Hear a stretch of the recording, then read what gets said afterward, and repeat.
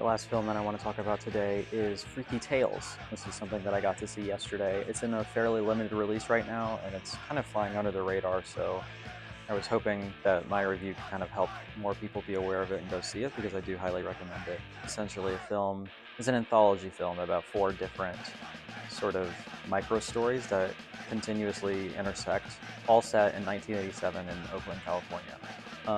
It's sort of like a low fantasy film about like real events, real people, and real situations that occurred in that city in that time. So you kind of have a vignette about a punk club that is like being harassed by Nazis. You have a vignette about like a rap battle with Too Short.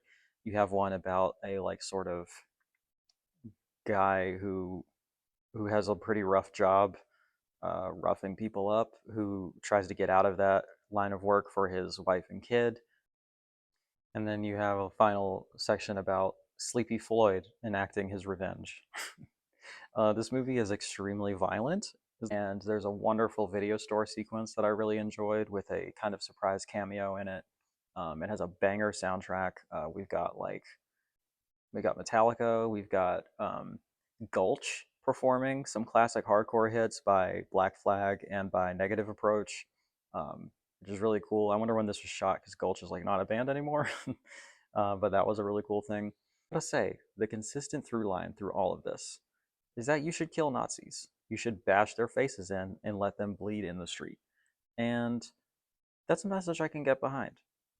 We're going beyond just punching them at this point. That's where we're at. This is again a film that feels like it was made this year, even though I know it's been in production since 2023. I wonder how this would play if the election went the other way. It feels like it was made for this political moment where fascism has become so prevalent and so um, omnipresent in our sort of national and local politics.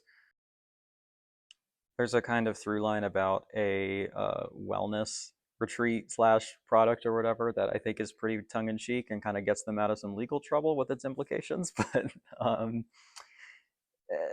my only critiques really is that I think it is a little too steeped in nostalgia and its references. And I think the second segment, even though it's fun to watch, it doesn't really work in the context of the whole thing. I don't really know what it's doing there or what it's contributing to the broader narrative through line. But other than that, I think that this is a blast. I think this is a great time at the movies, and I love some of the multidisciplinary stuff going on here. Like, there's some really cool animation sequences. There's some cool like comic book stuff. Like, it's kind of very Scott Pilgrim. If Scott Pilgrim was like way more violent and anti-fascist, so I give this a 7 out of 10, and I recommend that you go see it.